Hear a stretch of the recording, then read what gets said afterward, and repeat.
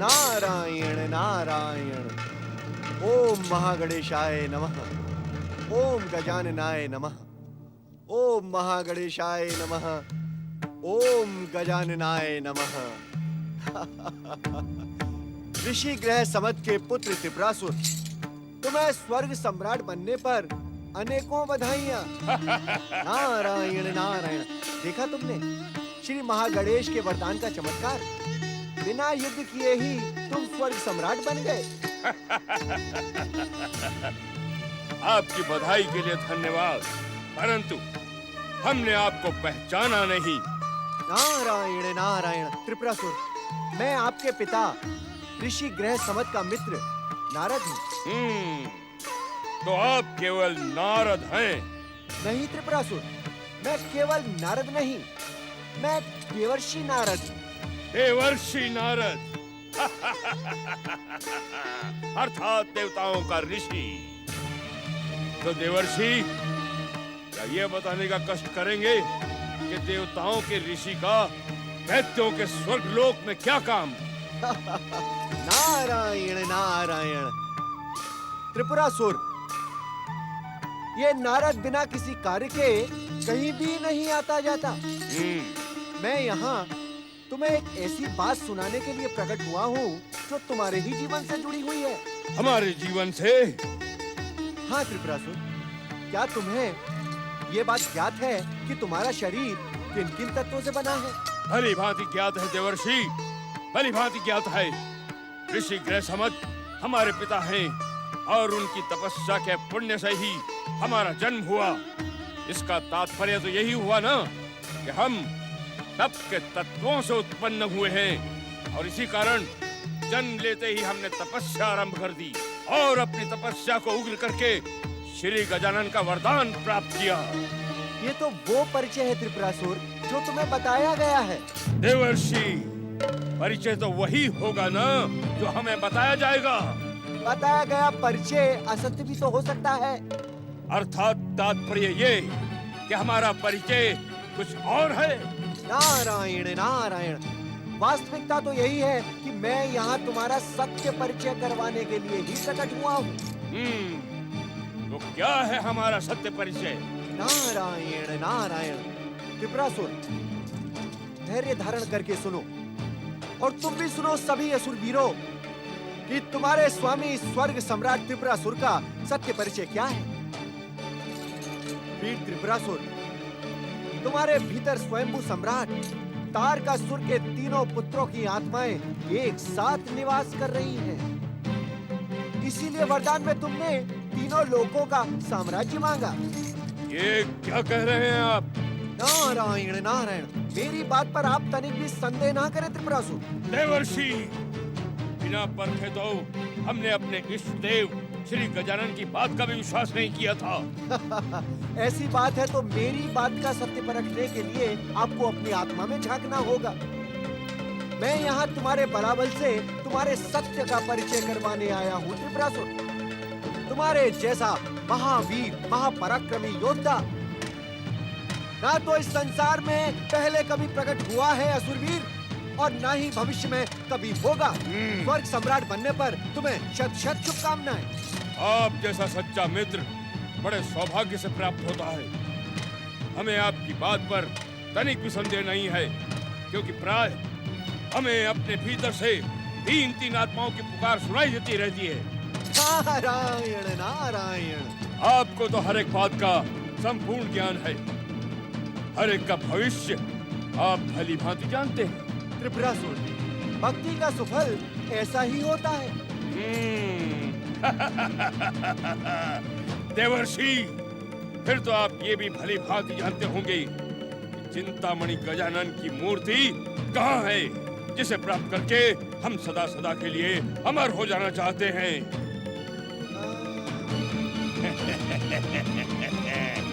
किस सोच में पड़ गए देवर्षि? क्या अपनी भक्ति की दिव्य शक्ति से चिंतामणि गजानन की मूर्ति को ढूंढने का प्रयत्न कर रहे हैं? नहीं नहीं त्रिपुरासुर, मुझे चिंतामणि गजानन की मूर्ति के विषय में कुछ भी नहीं पता। यदि आप नहीं जानते तो फिर कौन जानता है? नहीं, मुझे ये भी नहीं पता। देवर्षि, यदि आप ये भी नहीं जानते तो फिर क्या जानते हैं? नहीं, मैं केवल ये जानता हूँ त्रिपुरासुर कि चिंतामणि गजानन की मूर्ति के विषय में पूछताछ के लिए तुम्हें स्वयं कैलाश जाना होगा और गौरीपुत्र से पूछना होगा। ओम महागणेशाय नमः। स्वर्ग सम्राट, आप इस बहरूपियों की बातों पर तनिक चिंतित न हो। मुझे तो इस नारद के स्वर्ग आगमन के पीछे असुर शत्रु कायर देवताओं का ही कोई षड्यंत्र दिखाई पड़ता है। मूर्ख! दैत्य सम्राट त्रिपुरासुर को बिना पूछे परामर्श देने की भूल भविष्य में कदापि न करना, अन्यथा त्रिपुरासुर का क्रोध तुम्हें मृत्यु का भोजन बना देगा। मेरी भूल को क्षमा करें स्वर्ग सम्राट। नहीं, अब हम तुम्हें तब तक क्षमा नहीं करेंगे जब तक तुम उस कायर इंद्र और उन भीरू देवताओं को बंदी बनाकर हमारे समक्ष प्रस्तुत नहीं कर दोगे। जाओ और उन्हें बंदी बनाकर हमारे समक्ष प्रस्तुत करो। जो आज्ञा स्वर्ग सम्राट। चलो असुरवीरों, स्वर्ग सम्राट वरदानी असुर राज त्रिपुरासुर की।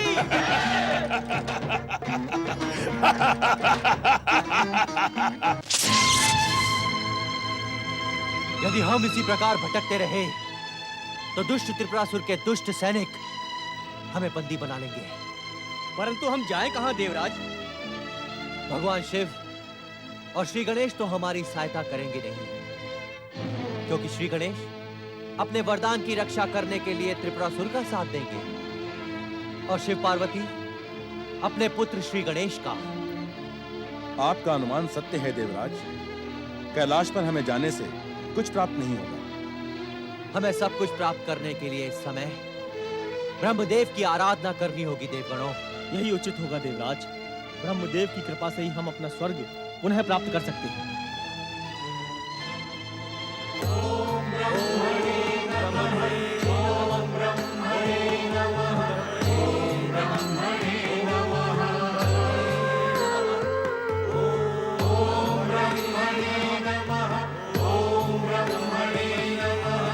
ओम ब्रह्मणे नमः। ओम महागणेशाय नमः। प्रणाम देव ऋषि। नारायण नारायण, आप सभी का कल्याण हो। परमपिता ब्रह्मदेव आपको सद्बुद्धि दें।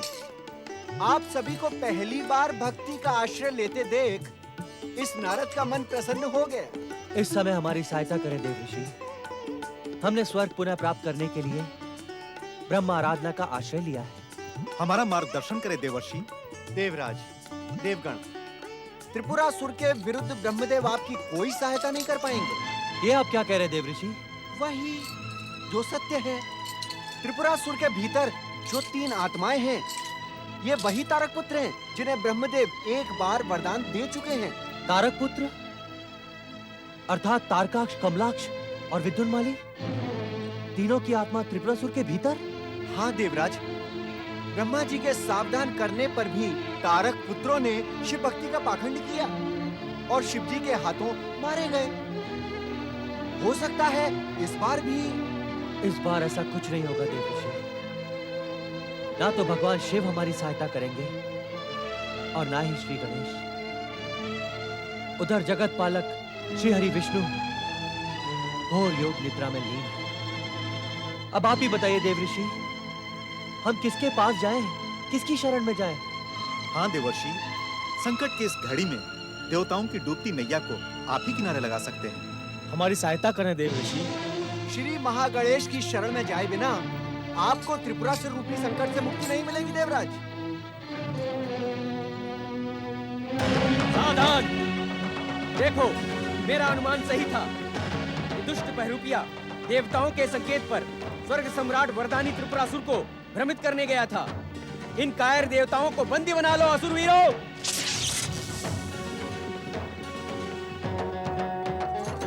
नारायण नारायण, अपने स्वामी स्वर्ग सम्राट वरदानी त्रिपुरासुर के मित्र नारद की सत्यता पर संदेह न करो वीर असुरवीरों।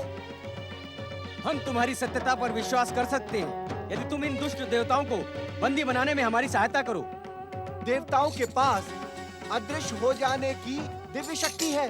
तुम अपने सम्राट वरदानी त्रिपुरासुर से कहो कि वो इन्हें बंदी बनाने का स्वयं प्रयास करें। स्वर्ग सम्राट वरदानी त्रिपुरासुर दुष्ट देवताओं को बंदी बनाने का प्रयास करेंगे। स्वर्ग सम्राट त्रिपुरासुर की वरदानी शक्ति के सामने देवताओं की दिव्य शक्तियां व्यर्थ होकर रह जाएंगी। नारायण नारायण। ओम गं गणपत्याय नमः। ओम गं गणपत्याय नमः। ओम गं गणपत्याय नमः। ओम गं गणपत्याय नमः। ओम गं गणपत्याय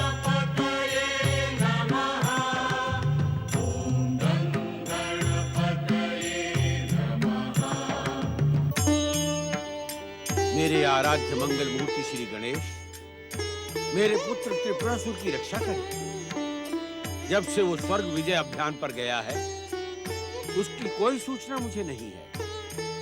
कहीं वो अपने अहंकार के कारण किसी संकट में तो नहीं गिर गया। हे गौरी नंदन, पुत्र के कारण ही पिता का ध्यान आपकी आराधना में नहीं लग रहा है। हमारे जन्मदाता, जब से नारद मुनि ने हमें बताया है कि तारक पुत्रों की आत्माएं हमारे शरीर में निवास कर रही हैं, तब से हम अत्यंत आकुल व्याकुल और अस्त व्यस्त हो गए हैं। ऐसा क्यों पुत्र? हमें ऐसा लगता है जैसे तीनों तारक पुत्रों की आत्माएं हमसे पुकार पुकार के कह रही हों, हमें शांति दो, हमें मुक्ति दो, हमें मुक्ति दो। ये तुम्हारा भ्रम है वरदानी त्रिपुरासुर। अब तुम वरदानी और अतुल्य शक्ति संपन्न हो। तारक पुत्रों की तीन आत्माएं तुम्हें कभी भी भ्रमित नहीं कर सकती। आपको मेरे मन की स्थिति का तनिक भी ज्ञान नहीं है। उन तीनों ने मेरा जीवन व्यर्थ कर दिया है। वरदान का सुख भोगना तो दूर, हम शांति से भोजन भी नहीं कर पाते। हर समय वो हमें पुकारते रहते हैं। इसका उपाय आपको ही सोचना होगा, आपको ही। इसका केवल एक उपाय है वरदानी त्रिपुरासुर। चिंतामणि गजानन की मूर्ति को प्राप्त करो। प्राप्त तो हम तब करेंगे जन्मदाता, जब वो मूर्ति हमें मिलेगी। हमने चिंतामणि गजानन की मूर्ति के संबंध में नारद मुनि से पूछा था। तो नारद मुनि ने क्या कहा? उन्होंने हमें कैलाश जाने का परामर्श दिया। हर एक का मंगल सोचने वाले देवर्षि नारद का परामर्श उचित है। चिंतामणि गजानन मूर्ति का पता तुम्हें कैलाश जाकर ही मिलेगा, क्योंकि श्री महागणेश के अवतारों का निवास कैलाश ही है। किंतु जन्मदाता, हमें ये तो बताएं, ये कैलाश है कहाँ? पुत्र त्रिपुरासुर, कैलाश और कैलाशपति भगवान शिव तो संसार के हर मन में बसे हैं। फिर भी कैलाश जाने के लिए तुम्हें उत्तर दिशा की ओर जाना पड़ेगा। उत्तर दिशा।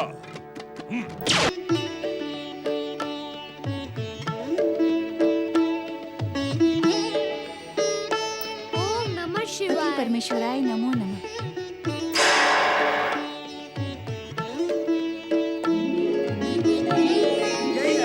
यही है। इसी शिव ने हमारा वध किया था। हम यहाँ नहीं रह सकते। ये हमें फिर से दंडित करेगा। शिव की ओर न देखो त्रिपुरासुर, लौट चलो यहाँ से। इसे देखकर ही हमें भय लग रहा है। तुम खड़े क्यों हो? लौटते क्यों नहीं त्रिपुरासुर? तुम सोच विचार न करो त्रिपुरासुर। जितना शीघ्र हो सके यहाँ से लौट चलो।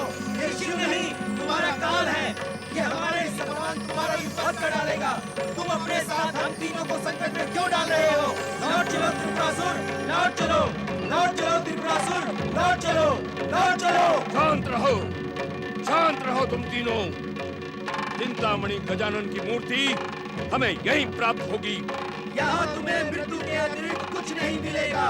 तुम शिव की शक्ति को नहीं जानते। एक क्षण मात्र में तुम्हारा जीवन भी मृत्यु के मुख में धकेल देंगे। अभी भी समय है मूर्ख, हमारी बात मानो और लौट चलो यहाँ से। नहीं, चिंतामणि गजानन की मूर्ति प्राप्त किए बिना त्रिपुरासुर नहीं लौटेगा। चिंतामणि गजानन की मूर्ति प्राप्त होते ही हमें कोई नहीं मार पाएगा। हम सदा सदा के लिए अमर हो जाएंगे, सदा सदा के लिए अमर। हमें वहाँ जाना ही होगा, हमें वहाँ जाना ही होगा।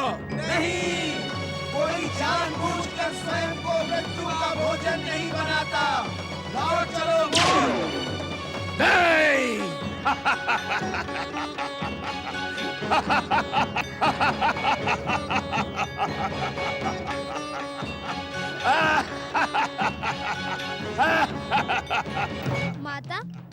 अब ये वरदानी त्रिपुरासुर कुछ ही समय में कैलाश आ पहुंचेगा।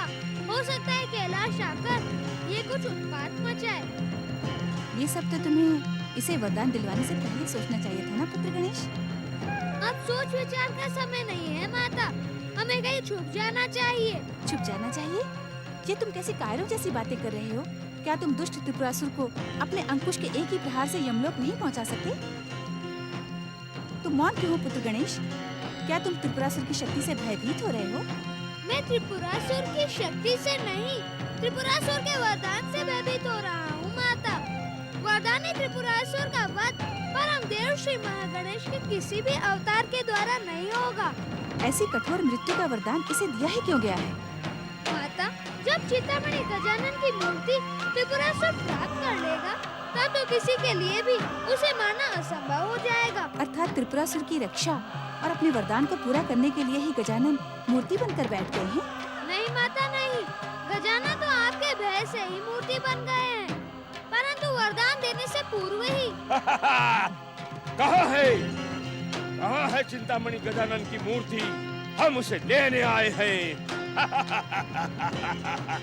चला जा यहाँ से दुष्ट त्रिपुरासुर, अन्यथा मैं तुझे अपने क्रोध की ज्वाला से भस्म कर दूंगी।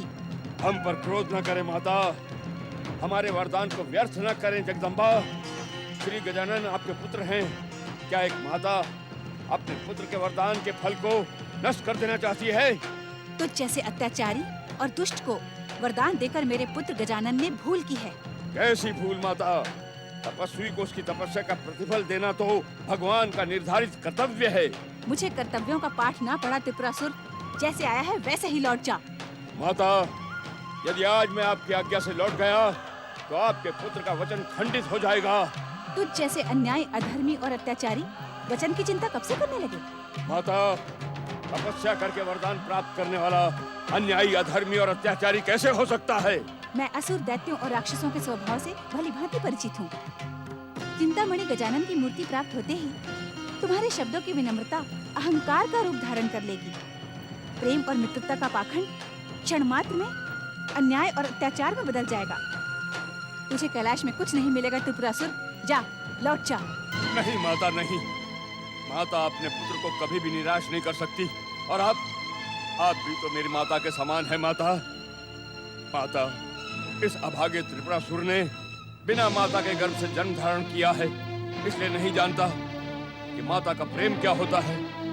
माता, कृपया हमें अपना स्नेह प्रदान करें। तू मेरे स्नेह का नहीं, दंड का पात्र है। अब तेरी दुष्टता मुझसे दंडित होना चाहती है। हमने क्या दुष्टता की है माता? हम तो आपके आशीर्वाद की कामना लेकर इस कैलाश पर आए हैं माता। तेरी पहली दुष्टता ये है त्रिपुरासुर कि तूने कैलाशपति भगवान शिव की आज्ञा के बिना कैलाश के पावन क्षेत्र में प्रवेश करने का साहस किया है, और दूसरी ये कि तूने अपने भयानक अट्टहास से कैलाश की शांति को भंग किया है। माता, आप स्वयं विचार करें, क्या बिना कैलाशपति की इच्छा के कोई भी इस कैलाश के पावन क्षेत्र में प्रवेश कर सकता है?